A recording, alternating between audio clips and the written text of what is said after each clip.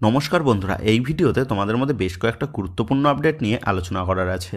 সেক্ষেত্রে ভিডিওটা না স্কিপ করে পুরোটা দেখার অনুরোধ থাকলো।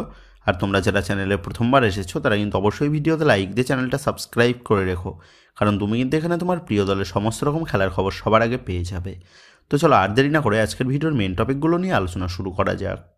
তো সবার প্রথমে যদি গতকাল আইএসএলের হয়ে যাওয়া ম্যাচ নিয়ে কিছু আলোচনা করা যায়, তো গতকাল আইএসএলের ম্যাচে মুখোমুখি হয়েছিল Mumbai city FC versus Kerala blaster FC.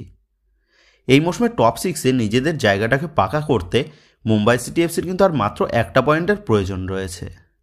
এবং যেমনটা আশা ছিল, গতকাল কেরালা ব্লাস্টার এফসির বিরুদ্ধে জয় পেয়ে মুম্বাই সিটি এফসি তারা এই মৌসুমে টপ সিক্সের জন্য কোয়ালিফায়ার হয়ে যাবে। তবে গতকালের ওই ইন্টারেস্টিং ম্যাচে পেপরার গোলে 1-0 গোলে জয় তুলে নেয় কেরালা ব্লাস্টার এফসি। আর গতকালের ম্যাচ হেরে গিয়ে মুম্বাই সিটি এফসি তারা কিন্তু বর্তমানে টপ সিক্সের রেসে বেশ খানিকটা চাপের মুখে পড়ল, কারণ এই মুহূর্তে টপ সিক্সের 6 নম্বর দল হিসাবে ওড়িশা এফসি তারা কিন্তু অবস্থান করে আছে। সেহেতু মুম্বাই সিটি এফসি তারা যদি তাদের পরবর্তী ম্যাচ তথা আগামী 11 তারিখ বেঙ্গালুরু এফসির বিরুদ্ধে ম্যাচটা হেরে যায়, তাহলে কিন্তু গোল ডিফারেন্স বেশি থাকার জন্য ওড়িশা এফসি তারা এই মৌসুমে টপ সিক্সের জন্য কোয়ালিফাই করে যাবে। কারণ এই দুটো দল এই মৌসুমের হেড টু হেডের ম্যাচে দুটো ম্যাচই কিন্তু ড্র করেছে। সেহেতু গোল ডিফারেন্সের নিয়ম অনুযায়ী ওড়িশা এফসি তারা কিন্তু পরবর্তী রাউন্ডের জন্য কোয়ালিফাই করে যাবে। সেক্ষেত্রে বলাই যায় ওড়িশা এফসিকে টপ সিক্সে কোয়ালিফাই করার জন্য কেরালা ব্লাস্টার এফসি কিন্তু গতকাল বেশ খানিকটা সাহায্য করেছে ওড়িশা এফসি দলকে। সেক্ষেত্রে এখন এটাই দেখার বিষয় হবে বেঙ্গালুরু এফসির বিরুদ্ধে ম্যাচে ড্র বা জয় করে মুম্বাই সিটি এফসি তারা এই মৌসুমে টপ সিক্সের জন্য কোয়ালিফাই করে, নাকি ওড়িশা এফসি তারা পরবর্তী রাউন্ডের জন্য কোয়ালিফাই করে যায়। তো যাক, আবার পরবর্তী আপডেটটা বেরিয়ে আসছে হাবাসের বিরুদ্ধে মোহনবাগান দলের মুখোমুখি হওয়ার বিষয়টা নিয়ে।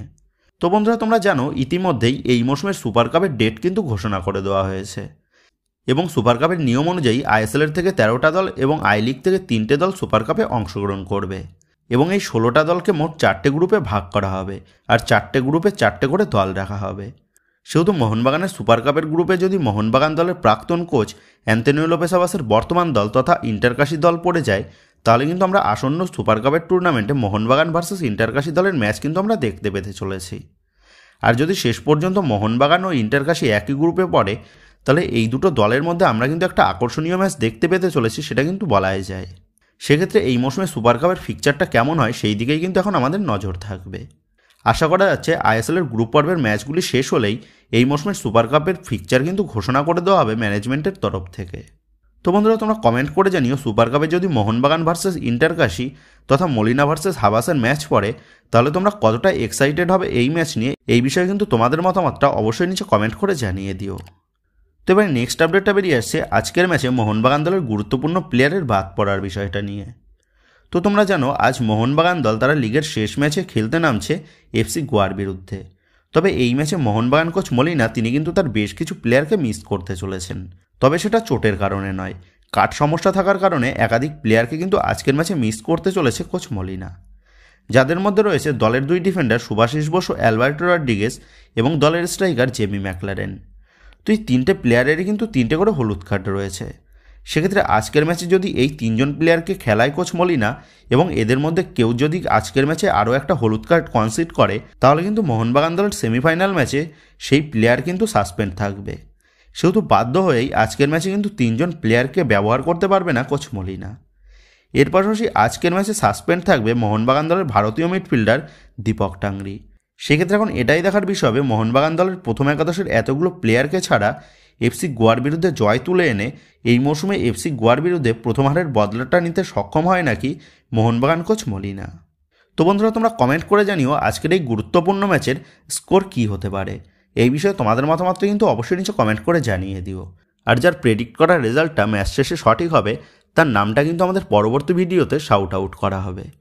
তো যেভাবে নেক্সট আপডেটটা বেরিয়ে আসছে মোহনবাগান দলের ইতিহাস গড়ার বিষয়টা নিয়ে। তো এই মৌসুমে ইতিমধ্যেই একাধিক রেকর্ড কিন্তু গড়ে ফেলেছে মোহনবাগান দল, যাদের মধ্যে ব্যাক টু ব্যাক 2 মরশুম লিগ শিল্ড জিতে বড় রেকর্ড কিন্তু গড়ে ফেলেছে মোহনবাগান। আইএসএল ইতিহাসে এখনও পর্যন্ত কোনো দল কিন্তু পরপর 2 মরশুম লিগ শিল্ড জয় করতে পারেনি, যেটা কিন্তু মোহনবাগান দল এবার কিন্তু পরপর 2 মরশুম লিগ শিল্ড জিতে আইএসএল ইতিহাসে একটা বড় রেকর্ড গড়ে ফেলেছে, সেটা বলাই যায়।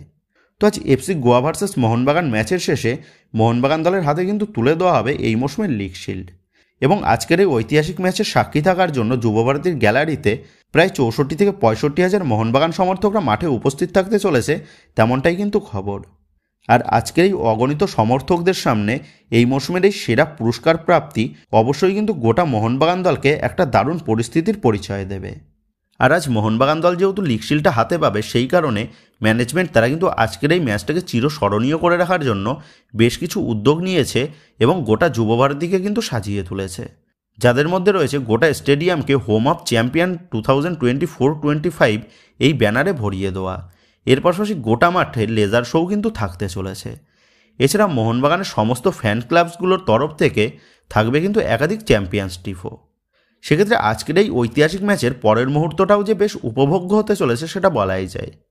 সেক্ষেত্রে আজ জিত হোক বা হার, মোহনবাগান সুপার জায়েন্ট কিন্তু লিগ শিল্ড উইনার হবে পরপর দুবার। তো যাই হোক, তোমরা যারা আজকের এই ম্যাচের অনলাইন টিকিট কেটেছো কিন্তু এখনও পর্যন্ত রিডিম করতে পারোনি, তাদের জন্য কিন্তু বড় সুখবর। তো তোমরা আজ সকাল 11:30 থেকে সন্ধ্যে 7:30 পর্যন্ত বেলেঘাটার আপনজন ক্লাব থেকে এই ম্যাচের অনলাইন টিকিট কিন্তু রিডিম করতে পারবে। সেক্ষেত্রে যারা যারা আজকের এই ম্যাচের অনলাইন টিকিট এখনও পর্যন্ত রিডিম করতে পারোনি, তারা কিন্তু অবশ্যই আজ তাড়াতাড়ি গিয়ে তোমরা এই ম্যাচের অনলাইনের টিকিটটা রিডিম করে নিও। তো বন্ধুরা, তোমরা কারা কারা আজকের এই ঐতিহাসিক ম্যাচটাকে মাঠে দেখতে যাচ্ছ, তারা কিন্তু অবশ্যই নিচে কমেন্ট করে জানিয়ে দিও। তো এবার নেক্সট আপডেটটা বেরিয়ে আসে আজকের ম্যাচে দুই দলের প্লেইং 11 কেমন হতে পারে সেই বিষয় নিয়ে। তো এখানে সর্বপ্রথম যদি এফসি গোয়ার প্লেইং 11 নিয়ে কথা বলা যায়, তো এফসি গোয়া দলের কোচ মানালো মার্কুয়েজ রোকা তিনি কিন্তু আজকের ম্যাচেও 4-2-3-1 এই ফরমেশনটাই ইউজ করতে চলেছে, যেখানে এফসি গোয়ার গোলপোস্টের নিচে থাকবে ঋত্বিক অথবা লারা শর্মা। দলের চারের ডিফেন্সে দেখা যাবে আকাশ সাংওয়ান, ওডেইওয়ানা ইন্ডিয়া, সন্দেশ জিঙ্গান এবং উদান্তা সিংকে। দলের দুই ডিফেন্সিভ মিডে দেখা যাবে কার্ল ম্যাকুয়ের সাথে রাউলিন বর্জেসকে। আপফ্রন্ট নিয়ে আলোচনা করলে আপফ্রন্টের দুই উইংয়ে থাকবে ফার্নান্ডেসের সাথে মোহাম্মদ ইয়াসির এবং অ্যাটাকিং মিডে থাকবে বোরহা হেরেরা, আর সিঙ্গেল স্ট্রাইকার হিসাবে থাকবে আরমান্দো সাদিকু। তো এইরকমই প্লেইং 11 কিন্তু আজ ইউজ করতে পারে কোচ মানালো মার্কুয়েজ রোকা। এছাড়াও আরও একটা প্লেইং 11 কিন্তু আজ ইউজ করতে পারে এফসি গোয়া দল, যেখানে দলের গোলকিপার হিসাবে থাকবে লারা শর্মা। দলের চারের ডিফেন্সে থাকবে সেরিটন ফার্নান্ডেস, ওডেই নিমদর্জি এবং সাংটম্বা।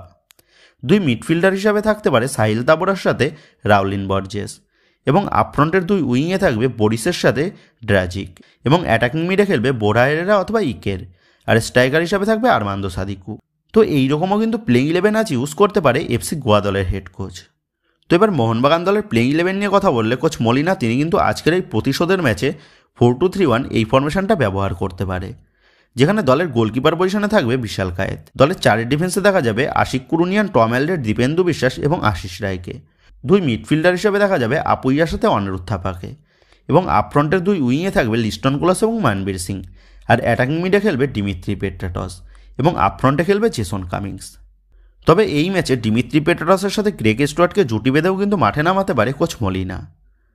তো এইরকমই প্লেইং 11 নিয়ে আজ কিন্তু এফসি গোয়াবাদের উদ্দেশ্যে মাঠে নামতে পারে মোহনবাগান দল।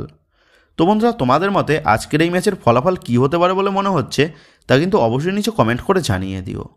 তো যাই হোক বন্ধুরা, এই ভিডিওতে গুরুত্বপূর্ণ আপডেট করা নিয়েই তোমাদের মধ্যে আলোচনা করার ছিল। তো আশা করি ভিডিওটা তোমাদের ভালো লেগেছে। তো যদি ভিডিওটা ভালো লেগে থাকে তাহলে ভিডিওতে লাইক দিয়ে চ্যানেল সাবস্ক্রাইব করে পাশে থাকা বেল আইকনটা অবশ্যই প্রেস করে দিও।